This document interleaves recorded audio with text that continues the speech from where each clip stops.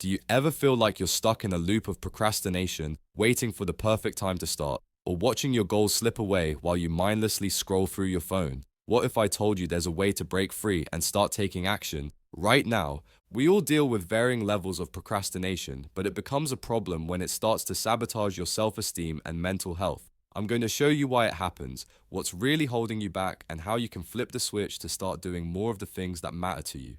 By the end of this, you'll have simple, practical steps to stop overthinking and start doing. Let's get real for a second. Procrastination isn't just about being lazy, it's that guilty feeling you get when you've told yourself you should be working on something, maybe finally starting a new hobby, getting in a workout, or even just tidying up around the house. But instead, you're sitting there, refreshing your email for the 10th time, waiting for something to come across that you can accomplish so you can tell yourself you are doing something important. Studies report about 20% of people call themselves chronic procrastinators. That's 1 in 5 of us who are stuck in this cycle all the time. And even if you're not that extreme, I bet you've had days where you put off doing or starting something, then beat yourself up about it later. It's exhausting, right? The guilt piles up, your to-do list grows, and suddenly you're wondering why you're not closer to the life you want. Here's the thing, procrastination doesn't just waste your time, it chips away at your confidence. Every time you delay, it's like you're telling yourself you can't handle it, that you're not good enough. Over time, that builds up. It's not just about missing deadlines, it's about missing out on who you could become and the person you want to be. So why do we keep doing it? It's not because we're hopeless or doomed, it's our brain's flawed survival tactic. Let's break it down and see if you can identify where it shows up in your own life.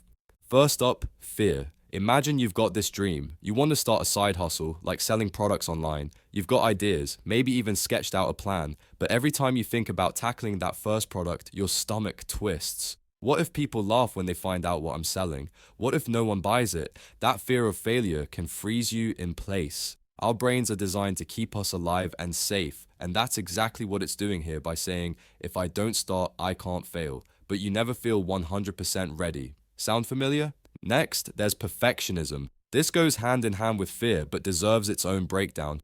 Here's the thing, perfectionism isn't about excellence, it's about fear of judgment. Picture this, your whole life you've thought surfing was the coolest. You love watching other surfers catch waves, you connect with the vibe, and you've even made a mental list of all the gear you'll need in order to start. But the idea of getting out there in the water, people are going to see you not know how to catch a wave, wipe out, and generally just be awful. Cue extreme panic. Your ego screams, better to stay on land than risk embarrassment. Or maybe you've been asked to do a work presentation because everyone thinks you're the expert on something. You keep putting it off because even though you know more than them, the idea of pretending you know what you're talking about fills you with stress, anxiety, and self-doubt. You tell yourself you'll do it once you've revised the PowerPoint, done more research, or watched more YouTube videos. We get so caught up in making everything flawless that we don't realize that waiting for perfection is just procrastination dressed up as hard work. Every mess up is data, not destiny, and done is better than perfect, but our brains don't always see it that way. Then there's motivation, or the lack of it. Think about laundry. You know it's piling up in the corner, and you'll feel better once it's done. But right now, it's not exciting, it's boring. Meanwhile, your phone's buzzing with a DM or an update on a friend's story, and that feels good instantly. Our brains love quick rewards, so we chase those little hits of dopamine instead of the bigger payoff that comes later. Intellectually, we know we won't get into shape after one workout. We have to keep showing up and putting in the work, and eventually, little by little, we will begin to see progress. A big misconception is that you need motivation to start. It's the other way around. Studies show motivation follows action. The first rep feels heavy, the 5th has you warmed up, and by the 10th, you're unstoppable. So don't wait for motivation to drag you off your couch. You show up at the gym to create energy. Action isn't the result of motivation, it's the spark that lights it. Finally, there's overwhelm. Let's say you finally want to get your finances in order, but where to start? Budgeting, creating an emergency fund, or saving for retirement?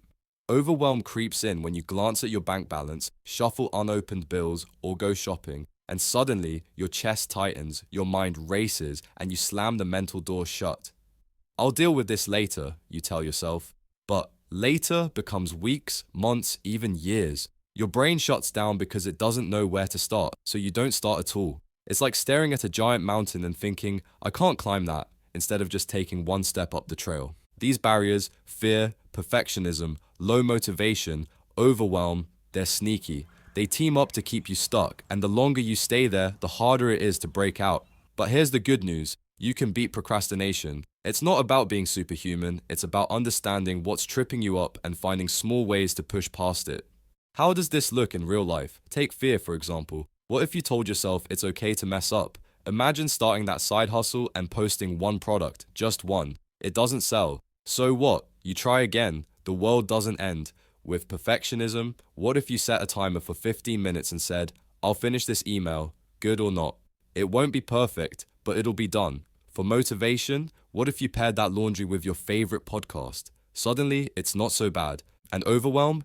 Break that fitness goal into something tiny, like stretching for 2 minutes. That's it. These little shifts sound simple, but they're powerful because they trick your brain into moving.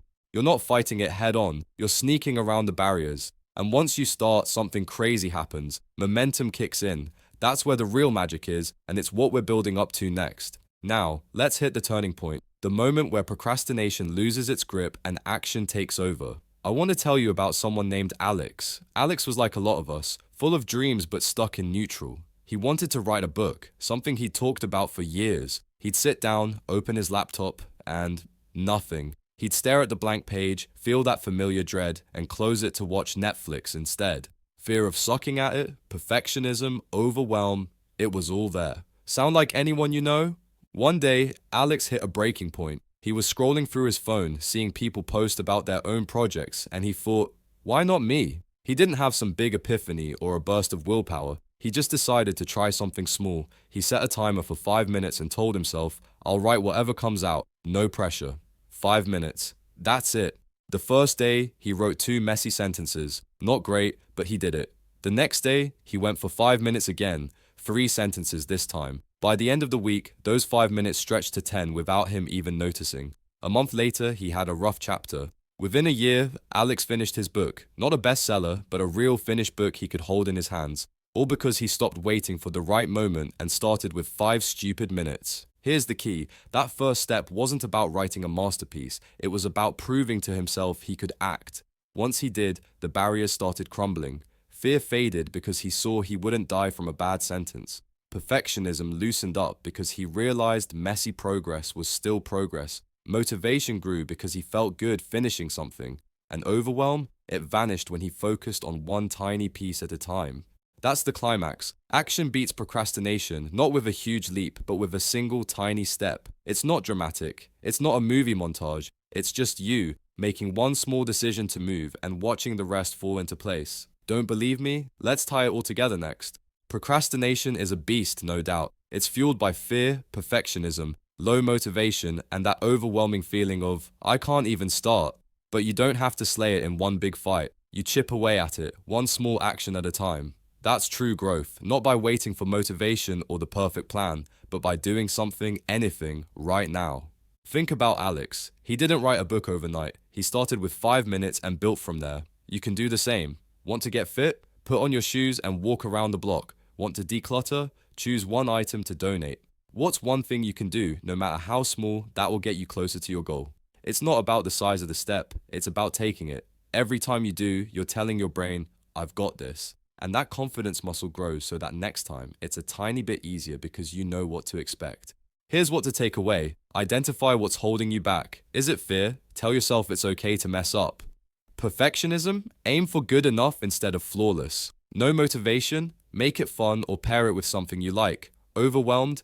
Break it into a piece so small it feels silly to skip. Then act. Start today, even if it's just for 2 minutes. Those little wins add up, and before you know it, you're not just dreaming about your goals, you're living them. It's a journey, not a race. You won't fix everything in a day, and that's fine. What matters is that you're moving forward, not standing still. So don't wait for tomorrow or next week. Pick one thing, one tiny action, and do it after this video. That's how you turn procrastination into progress, and how you unlock the growth you've been chasing. Thank you for watching, and I'll see you in the next video.